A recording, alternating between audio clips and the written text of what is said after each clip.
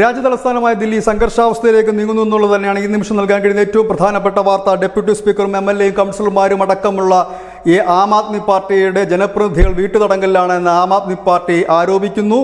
BJPയുടെ March, അത് ആം ആദ്മി പാർട്ടിയുടെ ഓഫീസിലേക്ക് BJP നടത്താനിരുന്ന മാർച്ച് പോലീസ് തടഞ്ഞിരിക്കുന്നു. BJPയുടെയും ആം ആദ്മി പാർട്ടിയുടെയും ഓഫീസുകൾ തമ്മിൽ 850 മീറ്റർ മാത്രമാണ് അകലമുള്ളത്. അതുകൊണ്ട് തന്നെ ഇതിനിടയിൽ 5 ലെയർ സുരക്ഷാ സംവിധാനങ്ങളാണ് പോലീസ് ഒരുക്കിയിരിക്കുന്നത്. കൂടുതൽ സേന ദില്ലിയിലേക്ക് എത്തിത്തുടങ്ങിയിട്ടുണ്ട്. BJPയുടെ state secretary, Delhi unit secretary Harish Khurana പറയുന്നത് കേജ്രിവാൾ രാജിവെക്കുന്നവരെ തങ്ങൾ ഈ പ്രക്ഷോഭം തുടങ്ങുമെന്നാണ്. ഇന്ന് ആം ആദ്മി പാർട്ടിയും വിവിധ പ്രക്ഷോഭ പരിപാടികൾ ആസൂത്രണം ചെയ്തിരുന്നു. ഒരു മാർച്ച് ആസൂത്രണം ചെയ്തിരുന്നു. ആ മാർച്ചാണ് പോലീസ് ആദ്യം തടഞ്ഞത്. പിന്നീട് BJP തുടങ്ങാനിരുന്ന മാർച്ചും തടയുകയുണ്ടായി. ഇതിനിടയിൽ അരവിന്ദ് കേജ്രിവാൾ 5ാം തവണയും EDക്ക് മുൻപിൽ ഹാജരാകില്ല എന്ന് പറയുകയും ചെയ്തിരിക്കുന്നു. ഏതായാലും സംഘർഷാവസ്ഥ തുടരുക തന്നെയാണ്.